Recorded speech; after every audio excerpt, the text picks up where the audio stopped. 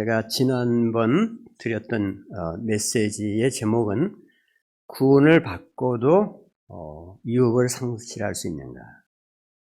오늘 말씀은 성도의 유업은 무엇인가 하는 것으로서 유업에 대한 말씀을 조금 더 하기로 하겠습니다. 이 유업 주제는 그렇게 썩 어려운 건 아니에요. 그런데 조금 용어 문제도 있고 그래서 좀 익숙하지 않은 경우가 있거든요. 그래서 성경을 전체적으로 이 주제를 다룬 그 책을 이렇게 본문을 따라서 쭉 보지 않으면은 정리도 잘 안 되고 또 오해하기 쉽습니다. 그래서 유업 주제에 관심이 있으신 분들은 제가 책을 하나 쓴 게 있는데 그 구약에서 유업 주제로 나온 책이 뭐냐면 여호수아서예요. 그 다음에 이제 그래서 제가 여호수아 강해를 썼습니다. 유업의 관점에서 본 여호수아서 상하 두 권으로 되어 있습니다. 그 다음에 신약에는 유업의 주제가 히브리서에 이게 나오죠.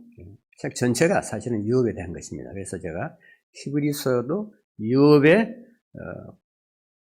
관점에서 본 히브리서라고 해서 제가 강해를 지금 온 거 다 돼 있고요. 언젠가는 출판이 되겠죠. 참고하시기 바라고요. 오늘 본문을 보도록 하겠습니다. 제가 11절부터 읽겠습니다. 1장 11절 골로새서 1장 11절에서 14절까지.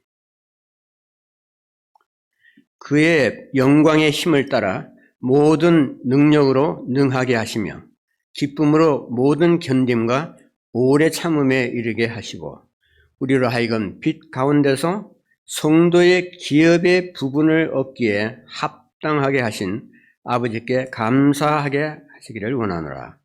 그가 우리를 흑암의 권세에서 건져내사 그의 사랑의 아들의 나라로 옮기셨으니 그 아들 안에서 우리가 속량 곧 죄 사함을 얻었도다.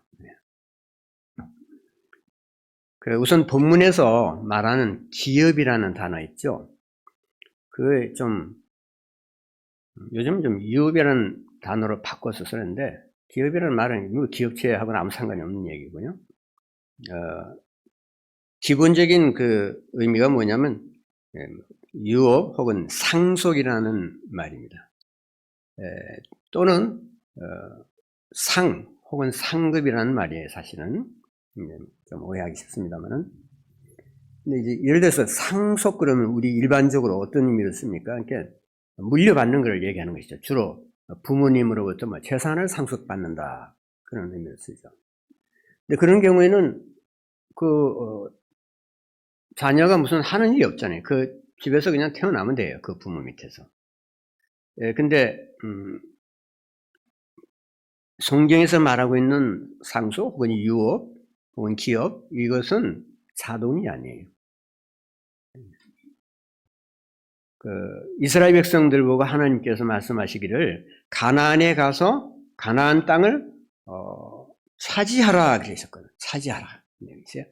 유업이라는 것은 내가 차지해야 하는 것입니다. 그런 점에서 일반 상속과 의미가 다릅니다. 그 다음에 본절에 기업의 부분을 얻기에 합당하게 하신 그 말에는 합당하게 하신 그 말도 조금 새겨서 들어야 되거든요.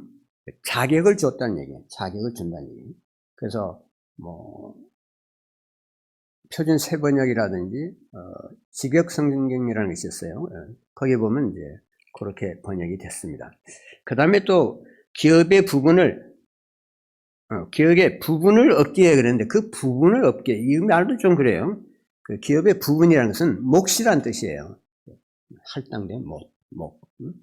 그것을 이제 얻기에 얻도록 우리에게 자격을 부여하신 하나님께 이제 이를테면은 감사하자 그런 얘기죠. 근데 이 유업이라는 말은 원래 구약 개념입니다.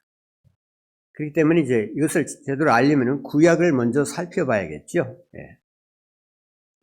구약에서 이제 시작해야 돼요. 처음에 이제 가장 두드러지게 유업에 대한, 그러니까 유업에는 약속이 있는데 유업의 약속에 대해서 굉장히 종합적이고 구체적으로 하나님이 주신 건 그 아브라함에게입니다. 아브라함에게 그는 유업의 약속을 먼저 주셨고, 그 다음에 이제 이스라엘 백성에게 가나안을 유업으로 주셨어요. 그러니까 구약 시대의 유업이라는 것은 한마디로 가나안 땅입니다. 근데 그 가나안 땅은 뭐냐 그러면 우리 이제 크리스천들의 관점에서 보면은 하늘에 쌓아둔 소망이에요. 이것은 굉장히 영적인 의미가 있는 거죠. 하나님 나라에서 받는 신령한 복에 대한 하나의 물체적인 화살표죠. 가나안 땅이라는 것이. 그래서 하나님께서는 모든 성도에게 유업을 받을 수 있는 자격을 주셨다. 자격이라는 말이 중요합니다. 자격을 주셨어요. 그럼 자격을 주시는 그 방법은 무엇인가? 그것은 예수 그리스도의 십자가 대속을 통한 것입니다. 그리스도의 피로써 우리를 속량하신 거죠. 그러니까 원래는 우리가 흑암의 권세 아래 있었어요. 어둠의 세력, 사탄의 통치 아래 있었는데 우리를 이제 그리스도의 피로써 우리가 그것을 믿고 할 때 우리를 하나님의 나라, 그리스도의 나라로 옮겨주시는 겁니다. 그러니까 소속이 변하는 것이죠. 우리의 신분이 변하는 것입니다. 하나님의 백성으로서. 그런데 이제 이것이 출애굽의 이미지잖아요. 한 곳에서 어둠의 세력에 있다가 바로라는 그 세속의 왕 사탄의 앞잡이의 손에 있다가 그리스도의 나라로 옮겨졌으니까 이 출애굽 이미지입니다. 그래서 이스라엘 백성이 죄와 흑암의 왕국에 있던 애굽에서 구출되어서 가나안 유업을 향해서 나아갔듯이 우리 신약 성도들도 그리스도의 새 나라로 옮겨져서 그리스도와 함께 하나님 나라에 속한 신령한 유업들을 상속받게 됩니다. 그래서 로마서에 보면은 이것을 그리스도와 함께 약속된 유업을 받는 공동상속자라는 말을 쓰고 있어요. 공동상속자. 예수님이 하나님의 아들이시잖아요. 그죠? 그러니까 하나님의 아들이시니까 예수님은 온 우주를 상속받으시는 분이죠. 그런데 그 예수 그리스도를 믿음으로 말미암아 그리스도의 나라로 우리가 옮겨졌으면 우리는 그리스도의 시민이죠. 하나님 나라의 백성이에요. 예수 그리스도께 속한 자가 되는 것입니다. 그러니까 우리가 예수 그리스도로서 예수 그리스도가 받으시는 그 우주의 상속을 함께 받게 된다 그 말이죠. 그런 의미에서 공동 상속자예요. 생각해 보세요. 어마어마한 얘기예요. 예수님이 하나님의 아들이시기 때문에 모든 것을 상속받아요. 하나님의 모든 세계를. 우리가 거기에 같이 포함된다 그거죠. 왜냐하면 우리가 예수 그리스도의 나라로 옮겨졌을 때 우리의 신분은 로열 패밀리라 그러죠. 그러니까 로열이니까 로열의 왕권에 속한 모든 것을 상속받을 자격이 있는 거죠. 그럼 언제 이런 유업의 자격을 얻는가? 예수 그리스도 믿을 때죠, 뭐 간단하게. 그때 우리는 그리스도와 함께 상속을 받을 수 있는 위치, 로 이렇게만 옮겨지는 거예요. 그런 위치에 놓이게 되는 것입니다. 유업에 있어서 이런 순차적인 것을 이렇게 헷갈리면 이해가 안 되거나 오해되고 막 그냥 이렇게 섞여버려요. 혼란 옵니다. 예수 그리스도를 처음 믿고 하나님의 자녀가 되었을 때 유업의 자격을 얻는 거예요. 그 로열 패밀리의 멤버가 됐으니까. 그 다음에 이제 문제가 뭐냐면 자격이 있다고 해서 유업을 자동으로 받는 것은 아니라는 거예요. 그 자격을 활용하고 사용해서 내가 약속받은 유업을 취해야 합니다. 가나안 땅을 취하듯이. 그것을 일테면 쟁취하는 문제가 있어요. 가나안 백성들을 향해서 이스라엘 백성이 가서 싸우지 않았어요? 그런 유업의 획득을 위한 싸움이 있다 그 말씀이죠. 근데 이제 이 유업 제자가 정말 오해받기 쉬워서 이 전하기가 사실 굉장히 편치가 않아요. 왜냐하면 우리나라 교회에서 60년대 후반하고 그때부터는 70년대 이후로 이 부흥사들이 주로 예수 잘 믿으면 복 받는다 하는 건 축복신앙을 우리나라 전 교회를 다니면서 전했어요. 근데 그 부흥사들이 얘기하면 예수를 잘 믿으면 아주 큰 상을 받는다. 너무도 유치하게 이것을 전했기 때문에 사람들이 뭐 유업이다, 상이다, 뭐 상급이다 이런 말 하면 그냥 식상해버려요. 뭐 이를테면 목사 대접 잘하면 사업 잘 되고, 뭐 자식 잘 되고, 뭐 무병장수하고 뭐 이런 얘기들 있잖아요. 뭐 11조, 뭐 건축 헌금 이런 거 잘 내면은 나중에 천국에 가서 무슨 뭐 호화 맨션에서 산다. 우리가 이런 말 들으면 아주 그건 뭐 말도 안 된다 생각하겠지만 사실 많은 교인들이, 많은 사람들이 교회 다니면서 이런 유치한 상급 설계에 넘어갔어요. 그리고 지금도 넘어가고 있어요. 아직까지 이렇게 가르치는 사람도 있습니다. 또 그것을 큰 복이라고 생각하고 믿고 따르는 사람들이 적지 않아요, 사실. 그래서 의식이 있는 분들은 그런 걸 듣고 아니 기독교 복음을 완전히 이 유치한 세속 종교, 이 만몸주의, 물질주의로 변질시켰다고 이렇게 비판합니다. 뭐 그런 비판 받아서 당연하죠, 사실. 예수 믿는 것이 아니고 이 돈신을 믿는다. 하나님의 나라를 위해서, 그리스도를 위해서 복음을 믿는 것이 아니고 완전히 이건 내복 주세요, 내복 챙기러 다닌다 이거죠. 그래서 그 거부 반응을 일으켜요. 그래서 그런 세속적이고 이기적인 상급 교리는 복음의 왜곡입니다. 그런데 한 가지 주의할 것이 있어요. 어떤 잘못된 가르침이 있다고 칩시다. 이 상급 교리, 세속적인 그런 가르침처럼 말이에요. 거기에 따른 이제 부정적인 현상이 일어나죠.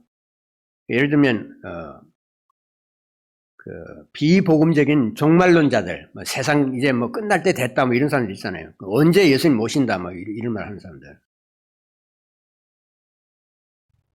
그런 사람들 때문에 굉장히 그 사회적인 무리를 일으키는데 그 사람들 주장이 번번이 틀리잖아요. 예수님 뭐 믿는데 언제 오신다. 뭐 항상 틀렸어요. 그래서 예수님이 재림에 대해서 관심을 가졌던 사람들이라도 그냥 아주 실망하고 그 후로는 예수님의 재림 자체의 스위치를 끄고 살아요.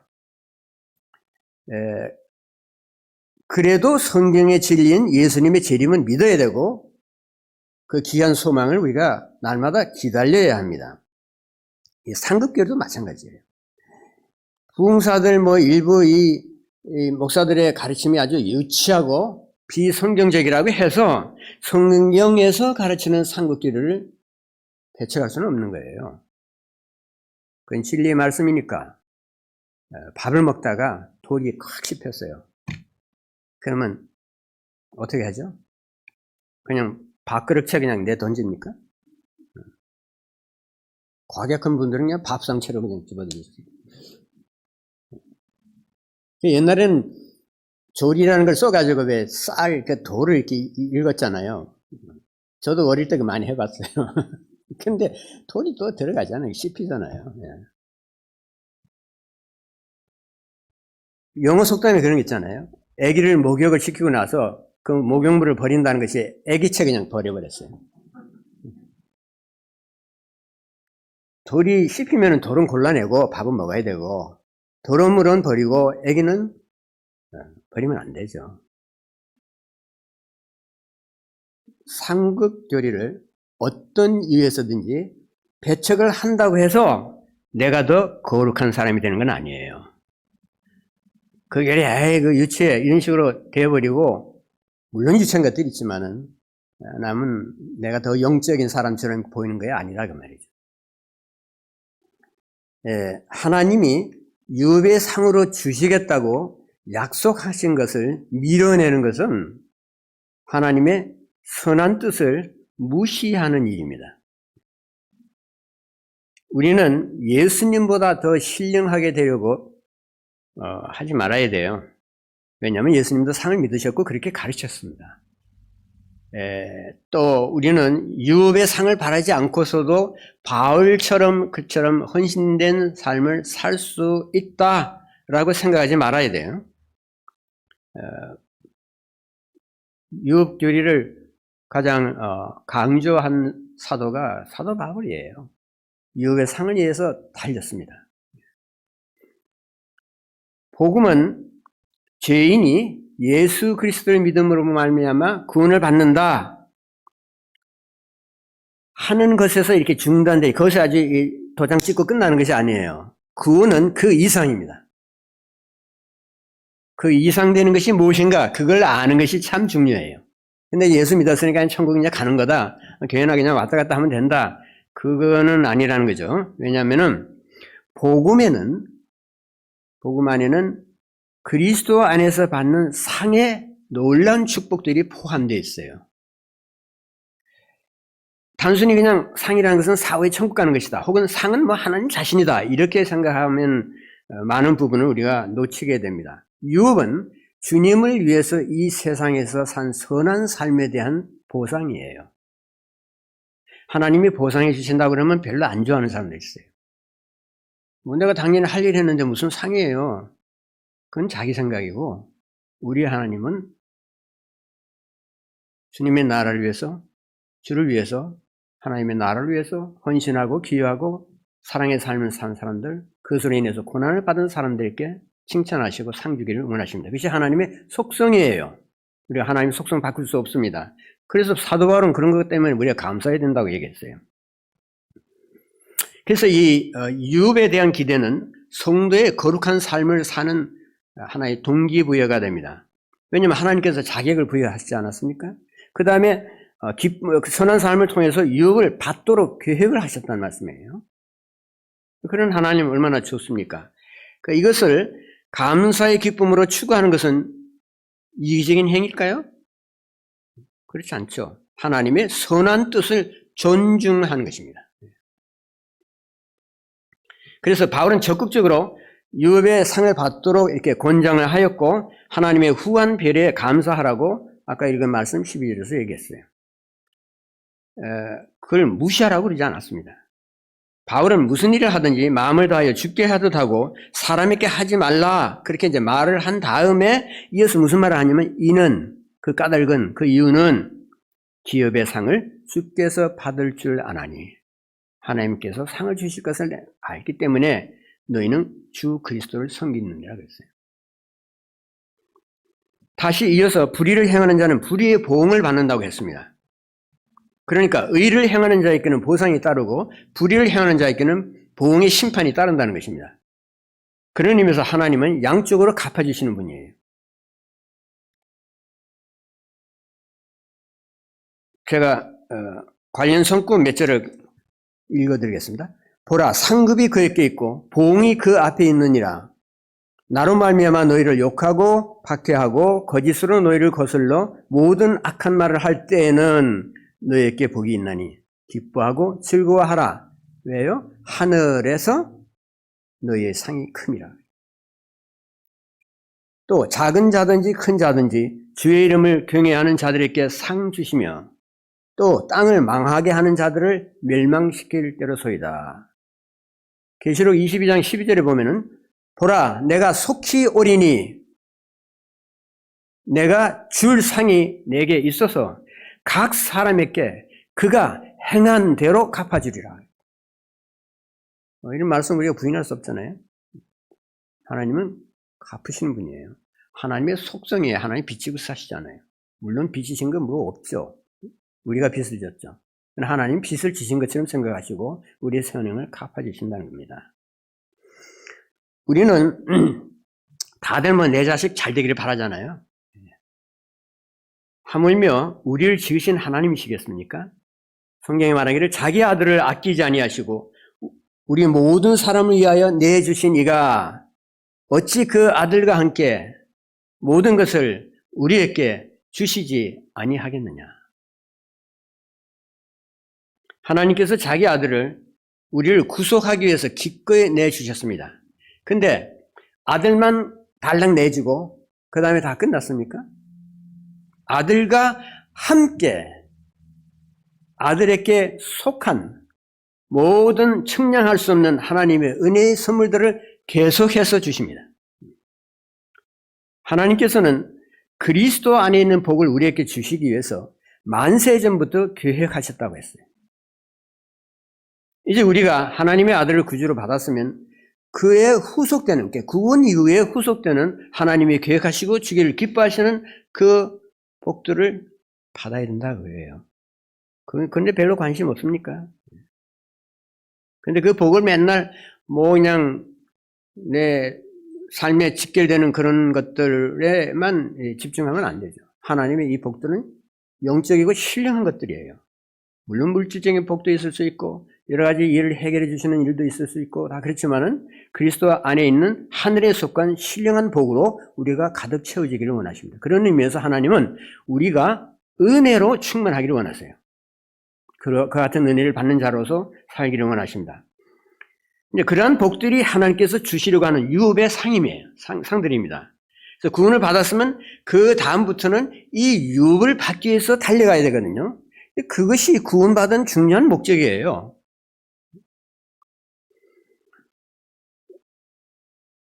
근데 유업이라는 것은 받으려면 어떻게 하냐면 근면해야 돼요. 부지런해야 됩니다.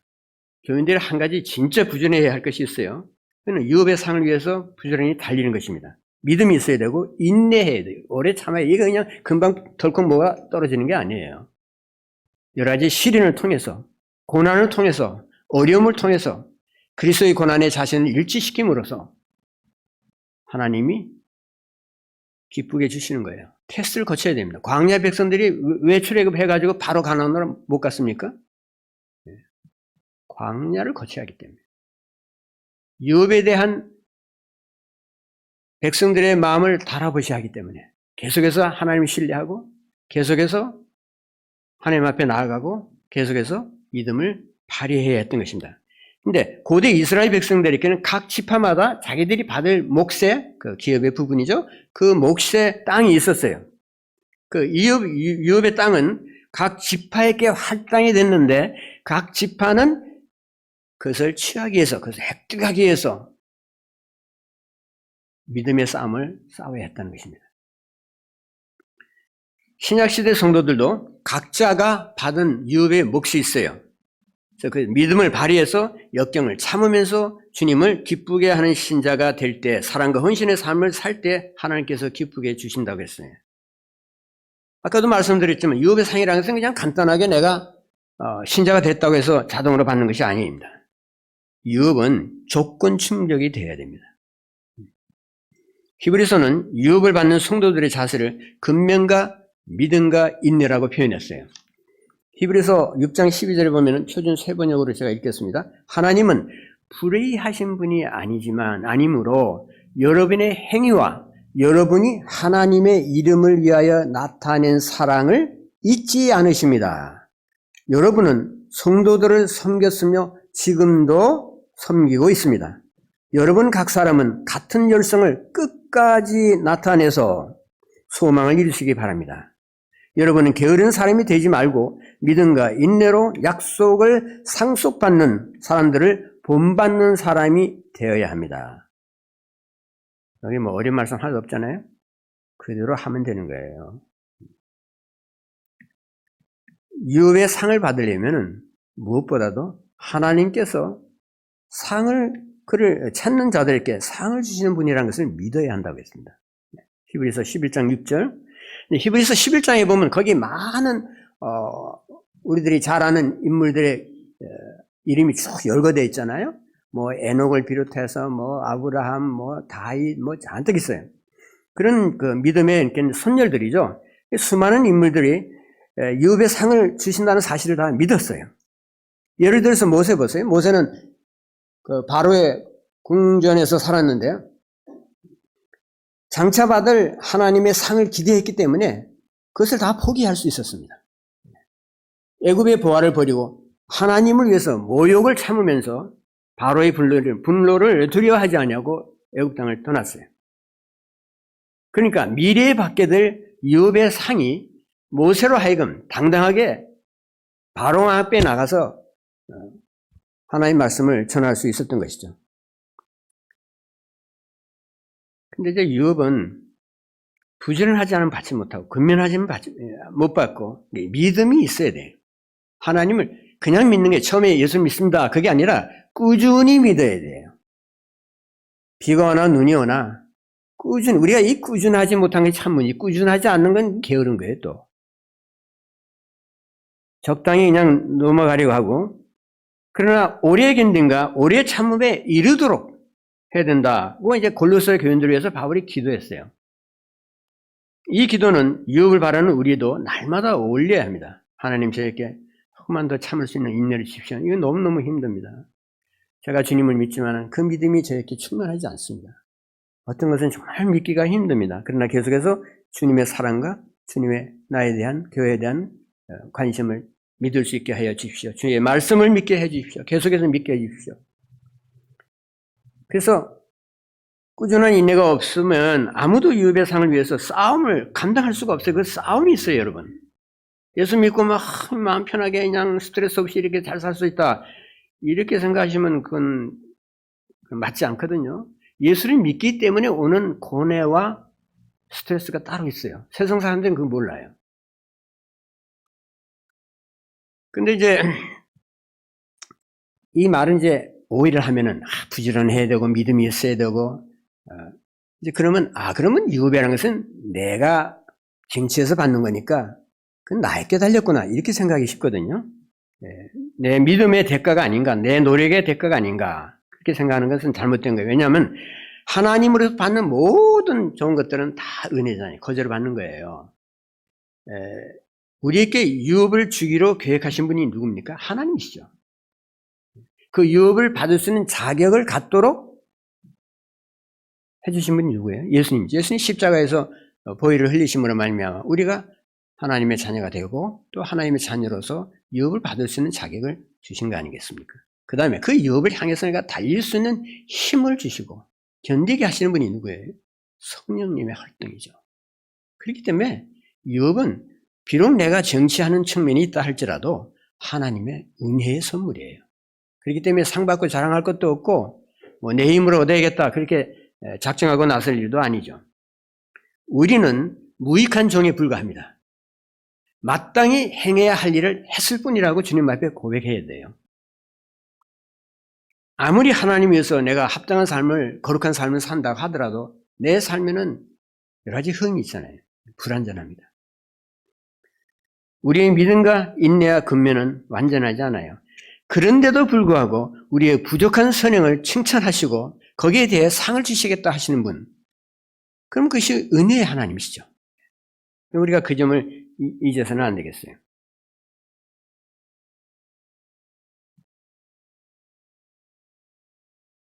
하나님께서 우리에게 이 같은 은혜를 내리시는 것은 우리가 뭐 잘나서 그런 게 아니거든요.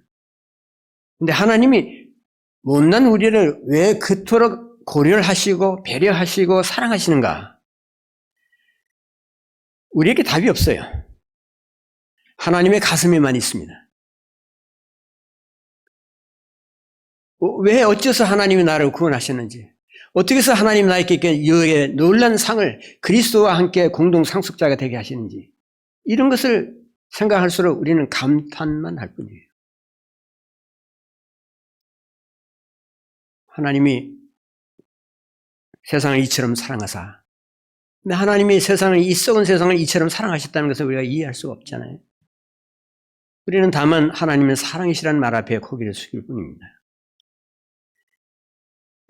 유업의 상이 이제 어떤 것인가? 사람들이 그게 굉장히 궁금하게 생각해요. 성경은 자세히 말하지 않아요, 그것을. 너무 크고 너무 좋은 것일수록 사람이 말로 다 표현할 수가 없잖아요. 그래서 계시록에도 보면 맨 상징으로 표현되고 있습니다. 그렇지만 유업의 상에 대해서는 우리가 동기부여를 충분히 받을 만큼의 힌트는 주고 있습니다. 유업의 상은 한마디로 하나님께서 우리의 선행을 인정하시고 칭찬하시는 것입니다. 잘하였도다라고 말씀하시는 거예요. 나를 사랑하는 분이 나의 모든 고통과 고뇌를 이해를 하고 참 힘드셨지요. 그러나 그 일이 굉장히 아름답고 귀한 일입니다. 그렇게 말한다면, 참, 그리고 수고했다고 한다면 나의 모든 그 아픔이 다 사라지지 않겠어요? 사람의 경우에도 그런데 주님께서 나를 알아보시고 나를 인정하시고 착하가 충성된 종아 잘하였도다라고 하신다면은 그 말을 듣는 순간에 우리 모두가 다 꼬꾸라질 거야 아마. 내가 뭐 잘한 것이 있다고, 내가 뭐 충성한 것이 있다고. 그러시면 주님께서는 아니야. 너는 잊었을지 몰라도 나는 그때 네가 한 그 작은 일을 기억하고 있다. 그래서 작은 일에 충성된 자에게 더 많은 것으로 맡기신다고 하시지 않았어요. 그래서 상은 사후 천국에서 더 큰 책임과 더 큰 영예를 가져옵니다.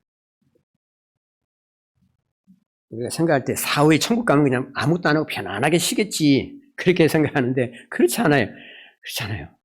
생각해 보세요. 이 온 우주를 상속받으실 예수님과 함께 공동 상속자가 되었다면은 온 우주를 다스리고 관리하고 하는 그런 엄청난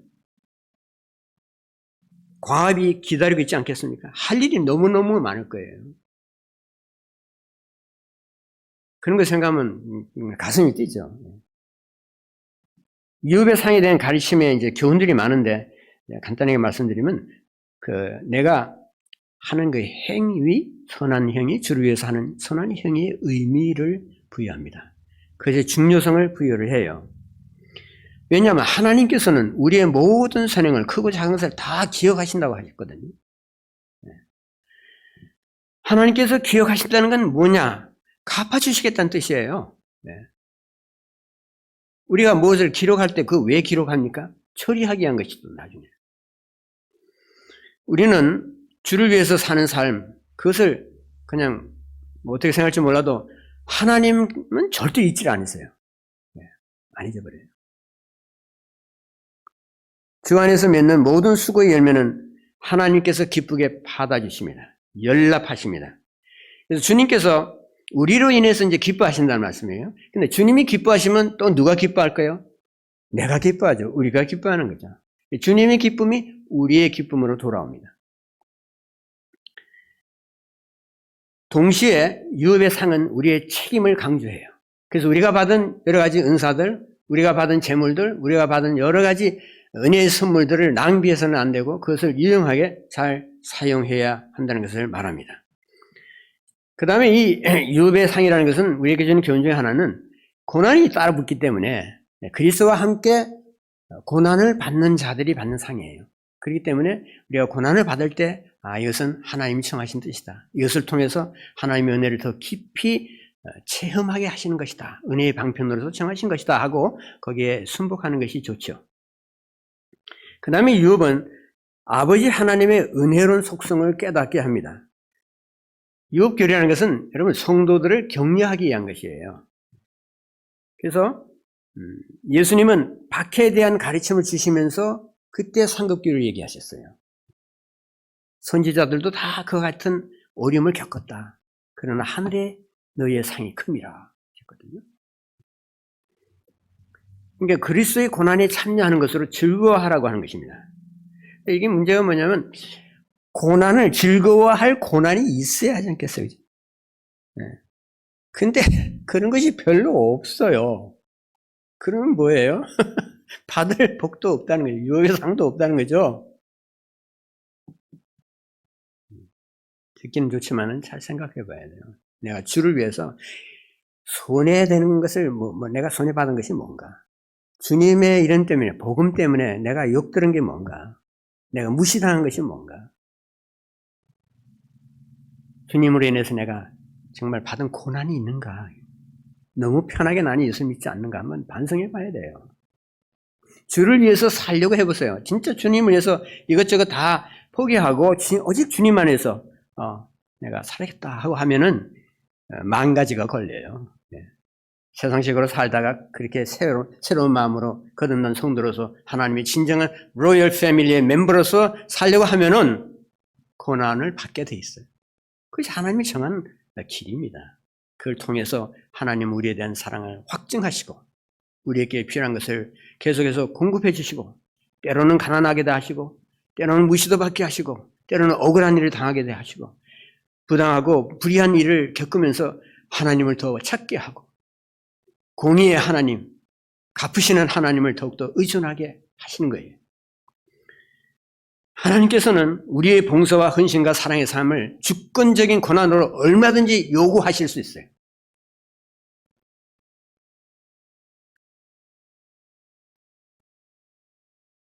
그럼에도 하나님께서는 우리가 그리스도의 영광에 참여해서 온 우주를 주님과 함께 다스리고 새하늘과 새 땅에 속한 형언할 수 없이 많은 그 복을 상으로 받기를 원하십니다. 원래 우리는 누구였습니까? 본질상 진로의 자녀들이라고 그랬어요. 하나님과 떨어져서 아무것도 하나님 생각하지 않고 마음대로 살았던 자들이라 이거죠. 그래서 진로의 자식이라. 그런데도 불구하고 놀라운 자비와 친절을 베푸신다는 거죠. 그래서 그 같은 하나님의 성품을 우리가 깨달으면은 우리로 하여금 그것이 거룩한 삶을 살게 하는 동기부여가 되게 합니다. 뭐 희생좀 당하고도 뭐 억울하게 생각지 않고 크게 손해됐다고 마음 상하지 않고 넘어가는 거예요. 그래서 구원의 축복이 얼마나 후한 것인가 하는 것을 새롭게 깨닫게 하십니다. 이제 끝으로 제가 요한계시록 4장 10절에서 11절 읽어드리겠어요. 24 장로들이 보좌에 앉으신 이 앞에 엎드려 세세토록 살아계시는 이에게 경배하고 자기의 관을 보좌 앞에 드리며 이르되 우리 주 하나님이여 권능과 존귀와 권능을 받으시는 것이 합당하오니 주께서 만물을 지으신지라 만물이 주의 뜻대로 있었고 또 지으심을 받았나이다.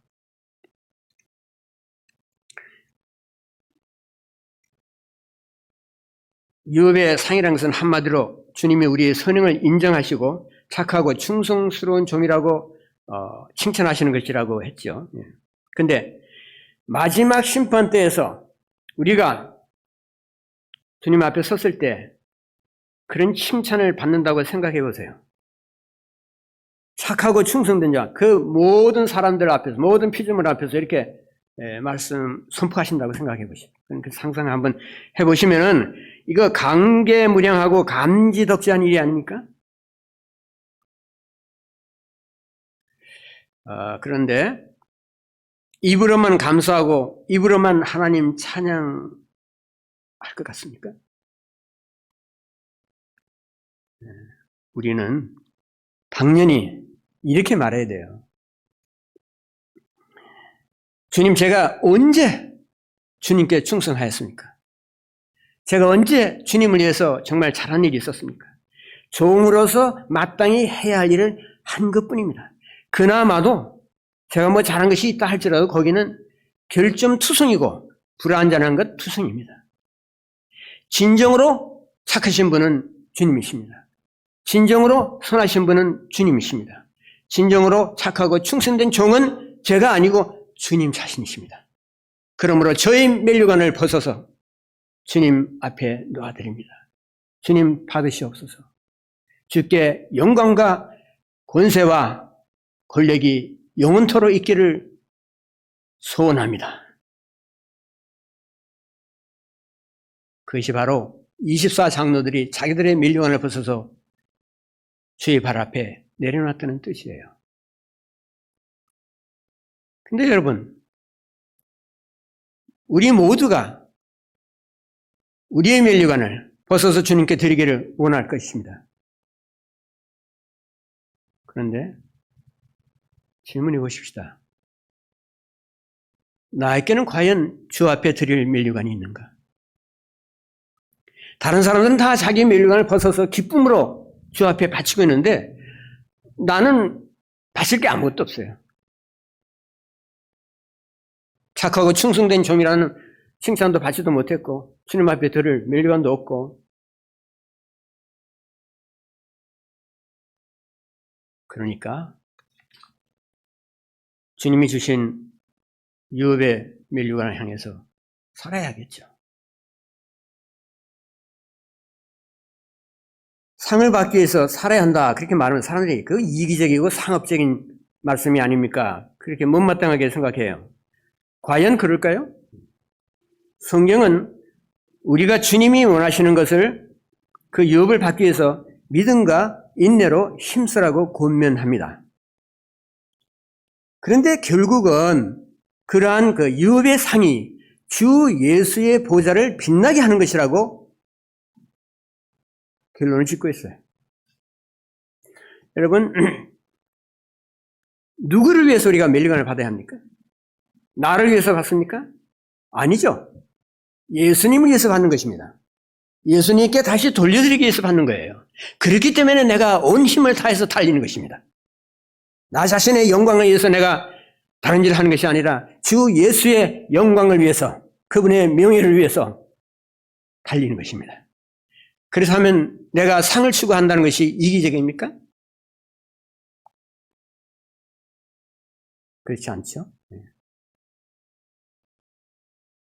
유업의 상은 궁극적으로 주 예수를 위한 것입니다.